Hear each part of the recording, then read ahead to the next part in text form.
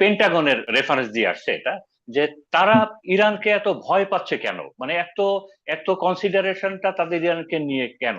তাদের ভয়ের জায়গাটা হলো, আমি যদি পয়েন্ট বাই পয়েন্ট বলি, 3 নম্বর পয়েন্টটা হলো ভয়ঙ্কর। ওরা বলছে, পেন্টাগনের ওরা বলছে যে মাটির উপরের ইরানের থেকে বেশি ভয়ঙ্কর হলো মাটির নিচের ইরান। আগের চেয়ে এখন বেশি আমি আমেরিকান মিডিয়া বেশি ফলো করছি ইদানিং, আমেরিকান এবং ইসরায়েল মিডিয়া। কেন যেন বিশেষ করে গত 4-5 দিন, এতদিন তো অনেকটা সেন্সরশিপ ছিল, এখন মনে হয় আমেরিকান বিভিন্ন ম্যাগাজিন মিডিয়া তারা এই সেন্সরটা এত বেশি আর মানছে না, যে কারণেই। তো আমি আমেরিকান একটা অ্যানালিস্টের একটা আর্টিকেলে দেখলাম, উনি বলছেন যে খুব সম্ভব এমন হবে যে ইরান এই খার দ্বীপে যে আমেরিকান মানে বুটস অন দি গ্রাউন্ড হবে, এটা নিয়ে ওদের কোনো মাথা ব্যথাই নাই। এবং হয়তো এমনও হতে পারে যে তারা হয়তো অ্যালাউ করবে আমেরিকানদেরকে ওইখানে নিতে। তার কারণ বলছে যে এটা তাদের মাথা ব্যথার কোনো কারণ না, এই কারণে যে ধরে নিলাম আমেরিকান সৈন্যরা খারদ্বীপে গেল, খারদ্বীপটা তারা খারদ্বীপটা তাদের দখলে নিয়ে রাখলো, দেন হোয়াট? ইরান তো হরমুজ ছাড়বে না, ইরান তো হরমুজ ছাড়বে না। এবং আহ, সারা ওয়ার্ল্ডের জন্য তেলের যত সোর্স আছে সব তেলই দরকার। ইরানের তেলও সারা ওয়ার্ল্ডের জন্য দরকার। ইরানের তেলটাও যদি ওয়ার্ল্ডের জন্য এখন বন্ধ হয়ে যায়, তবুও তেলের দাম বেড়ে $150 ক্রস করে যাবে। এটা হলো একটা বলছে। দ্বিতীয় বলছে যে খারদ্বীপটা যদি আপনার ওইখানে যদি আমেরিকান সোলজাররা যায়, তখন তো ইরান একটা ডেসপারেট ট্রুপ নিবে এবং ইরানের জন্য সবকিছু হালাল হয়ে যাবে।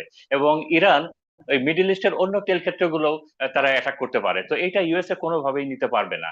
একই সাথে আমরা যেটা দেখেছি যে ইয়েমেন থেকে মিসাইল অ্যাটাক হয়েছে আপনার ইসরায়েলে, এবং ইয়েমেনিরা ঘোষণা দিয়েছে এবং ইসরায়েল এবং ইরানও সেটা বলেছে যে আহ, দরকার হলে তারা এদিকে যে রেড সি আছে, এই রেড সিটাও বন্ধ করে দিবে।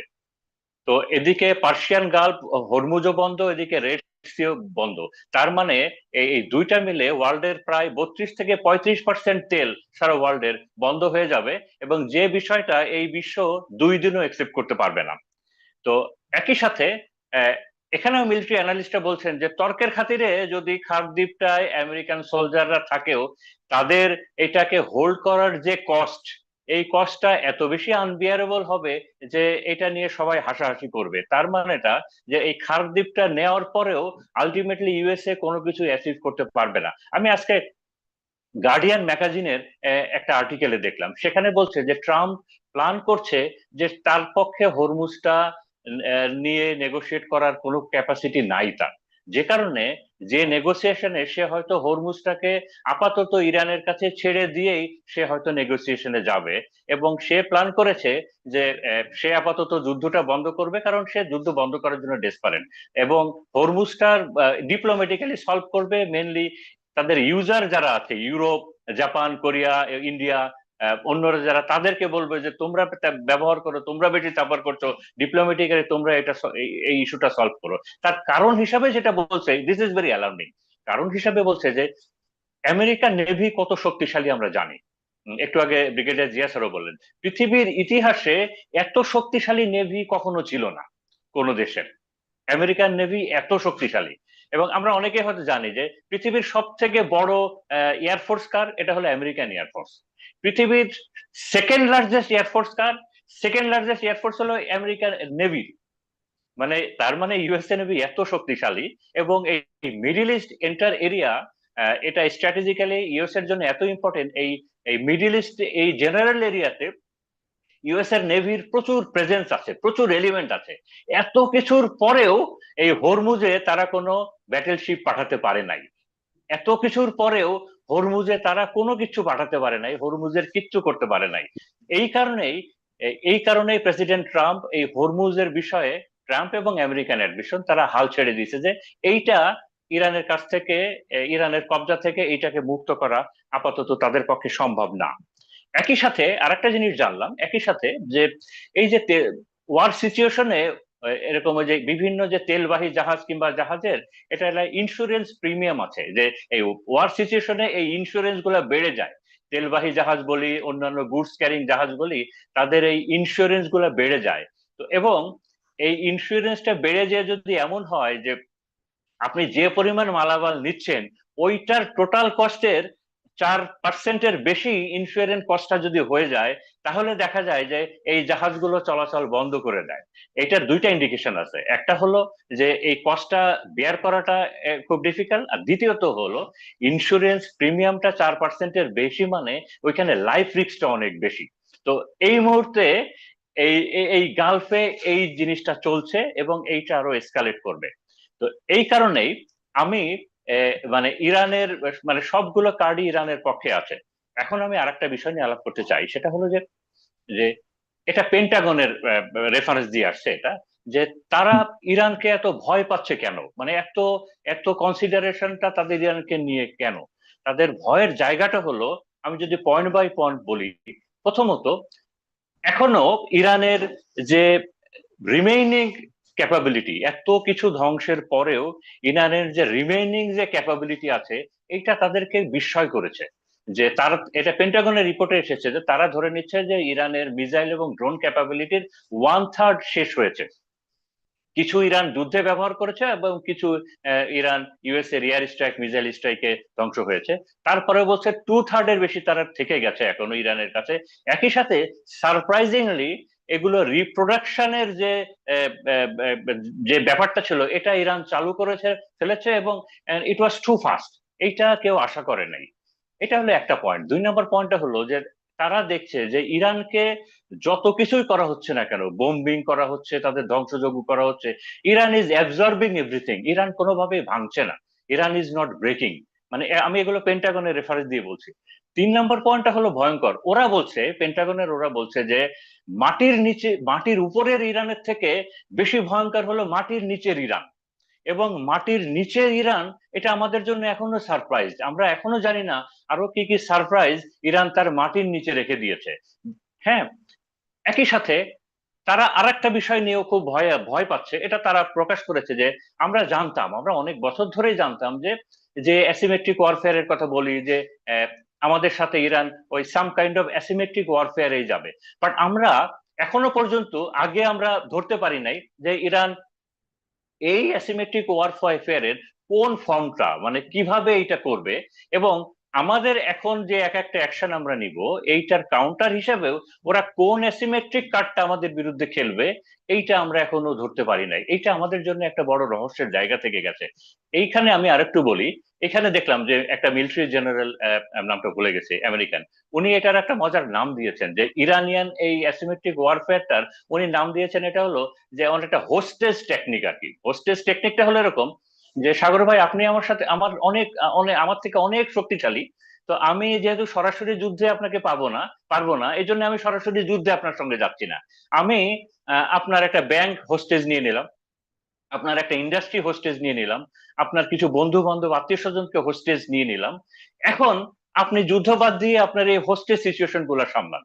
তো ইরানের এই যে প্রেজেন্ট ফর্মের যে অ্যাসিমেট্রিক ওয়ারফেয়ারটাকে, এটাকে ওরা নাম দিয়েছে হলো ইরানের হোস্টেজ টেকনিক। এখন আপনার ট্রাম্প অ্যাডমিনিস্ট্রেশন, তারা হলো যুদ্ধ বাদ দিয়ে তারা এই হোস্টেজ সিচুয়েশন গুলো আপনার তারা হ্যান্ডেল করার জন্য বেশি ব্যস্ত হয়ে গেছে। এবং 5 নম্বর পয়েন্ট যেটা তাদের ভয়ের জায়গাটা, যে এখন যে অবস্থায় যুদ্ধটা দাঁড়িয়ে আছে, এখন যদি এরকম একটা পর্যায়ে শেষ হয় যে ইরানের কাছে হরমুজটা থেকে গেল, তার থেকে বড় কথা ইরান তার ফাইটিং ক্যাপাবিলিটিটাও ইনট্যাক্ট থেকে গেল, একই সাথে ইরান উইথ নিউক্লিয়ার ক্যাপাবিলিটি, এইটাকে কি কোনোভাবে একসেপ্ট করার সুযোগ ইউএসএ এবং ইসরায়েলের আছে কিনা।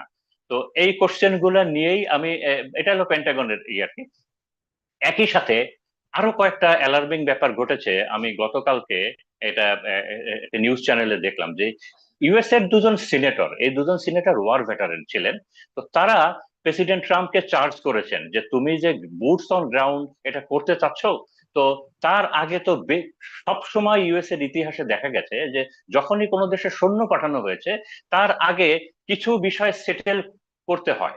প্রথমত হলো, সৈন্য পাঠানোর আগে, বুটস অন গ্রাউন্ডের আগে, এটা হলো ইউএস এর মিলিটারি ডক্ট্রিনে আছে যে boots on ground will be the last option for any kind of battle. তার মানে আমেরিকা যে ইরানের সাথে যুদ্ধ করতে গেছে, আমরা যে বুটস অন গ্রাউন্ডের কথা বলছি, is it the last option? আমরা কি ওই পর্যায়ে আছি? এটা তো ট্রাম্প প্রশাসন ক্লিয়ার করছে না, কেন করছে না? দ্বিতীয়ত হলো, এই যে আমরা বুটস অন গ্রাউন্ড এখানে সৈন্য পাঠানোর কথা বলছি, এটা তারা ওই সিনেটর বলছেন যে এদেরকে এখনো কোনো ক্লিয়ার অবজেক্টিভ দেওয়া হয় নাই। একই সাথে এর থেকে বেশি অ্যালার্মিংটা হলো যে এই যে এরা যে ইরানের মাটিতে যাবে, ল্যান্ড করবে, এরা এদের মিশনটা শেষ করবে কিভাবে? How the end game will be executed, এই এন্ড গেমটা সম্বন্ধে কারো কোনো ধারণাই নাই। এটা বলাও হয় নাই, এটা ট্রাম্প প্রশাসনের কাছ থেকেও পাওয়া যাচ্ছে না, মিলিটারি সিনিয়র লিডারশিপের কাছ থেকেও পাওয়া যাচ্ছে না। তার মানে এমন তো না যে আমরা ওইখানে 3,000 সৈন্যকে প্যারাড্রপ করে দিলাম আর বলে দিলাম যে you live on the ground, এরকম তো না। তো এই বিষয়টা কেন? এবং 3 নম্বর পয়েন্টটা বলছে যে ইউএস এর ইতিহাসে সব সময় দেখা গেছে যে যে ট্রুপস পাঠানোর আগে প্রেসিডেন্ট সব সময় জাতির উদ্দেশ্যে জাতিকে ইনফর্ম করে, তার একটা একটা একটা ন্যাশনাল অ্যাড্রেস হয়। তো এটা তো হয় নাই, এটা তো হয় নাই। তার মানে এই বুটস অন গ্রাউন্ডের লিগ্যালিটিটা কোথায়? এইটার সাথে কানেকটিভ কিছু কোশ্চেন উনি দিয়ে দিছেন।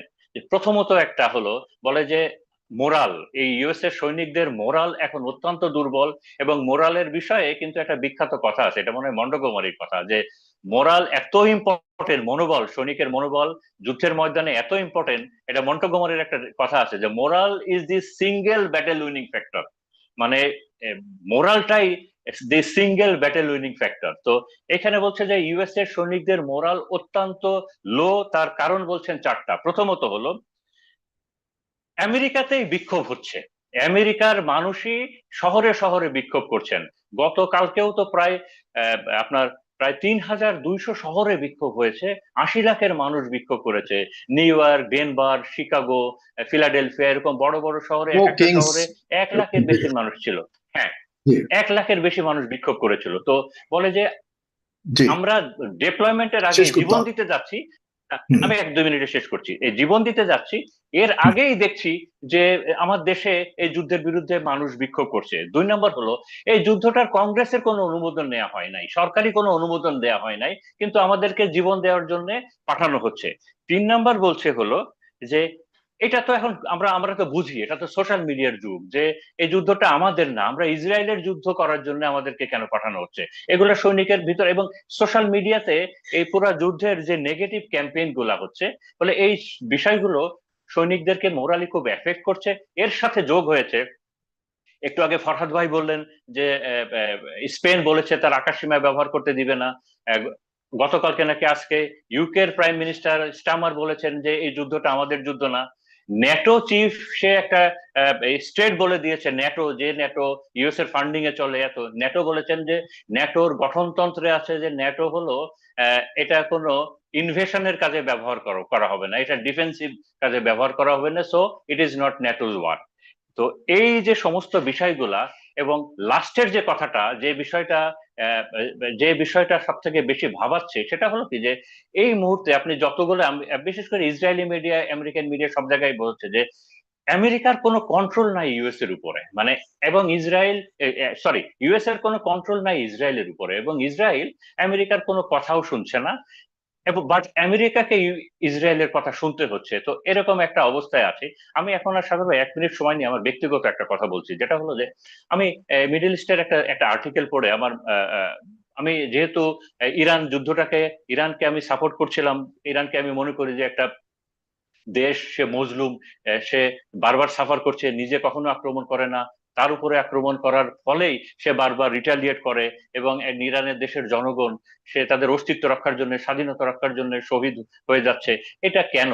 তা আমি দেখলাম উনি বলছেন যে ইরানের জনগণের উপরে আহ, সেই কারবালায় ইমাম হোসেন যে শহীদ হয়েছিলেন, উনি যে একটা বিশাল অন্যায়ের প্রতিবাদ করতে, যে তার বিরুদ্ধে সংগ্রাম করতে, যে উনি যেভাবে শহীদ হলেন এবং যেভাবে নিজের জীবন দিয়ে দিলেন, বললেন যে এই 1000 বছর ধরে, সেই ষষ্ঠ সেঞ্চুরি থেকে, যে এই বিষয়টা ইরানের মানুষের ভেতরে এত টাচ করেছিল, এটা হয়তো অন্য রিজনের মানুষ বুঝবে না।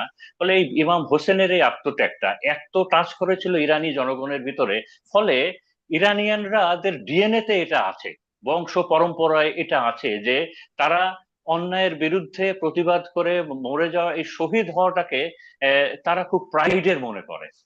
এই কারণেই দেখা যায়, এই কারণেই দেখা যায় যে পিস টাইমে ইরানকে অনেক সময় একটু ভঙ্গুর মনে হয়, ভিতরে অনেক বিভেদ আছে, ক্ষোভ আছে, বাট বাইরের কেউ যখনই ইরানকে টাচ করে তখনই ইরান ইউনাইটেড হয়ে যায়। এবং আহ, আবার যে সরকারের উপরে মানুষের অনেক বিক্ষোভ ছিল সেই সরকারকেই তারা দেশ রক্ষক হিসেবে দেখে, এবং তারা তাদের দেশ রক্ষার জন্য অনেক শহীদ হতেও রাজি আছে, অনেক ত্যাগ স্বীকার করতে রাজি আছে। তো উনি এই আর্টিকেলের পরে একটা ভিডিও দিলেন, একটা ভিডিও শেয়ার করলেন। ভিডিওতে আছে এই এই মাসের 14-15 তারিখের দিকে যে ইরানের একটা শহরে বড় একটা সমাবেশ হয়েছে, অনেক মানুষ। এই সমাবেশেরই দেখা গেল ভিডিওতে যে কিছু দূরেই, 200-300 গজ দূরেই কিছু মিসাইল অ্যাটাক হলো আমেরিকা ইসরায়েলের। হুম। হলো, কিন্তু এই সমাবেশের এত মানুষ এটাতে কোনো ভ্রুক্ষেপ করলো না। মানে এটা নিয়ে ওদের কোনো মাথা ব্যথা নাই, ভয় নাই। তো উনি বলছেন যে এই ইরানকে কে হারাবে, যে ইরান এরকম সেই ইরানকে কে হারাবে। তো আমি এইটুক বলে এখন শেষ করছি আর কি। জি, আপনাকে অনেক ধন্যবাদ।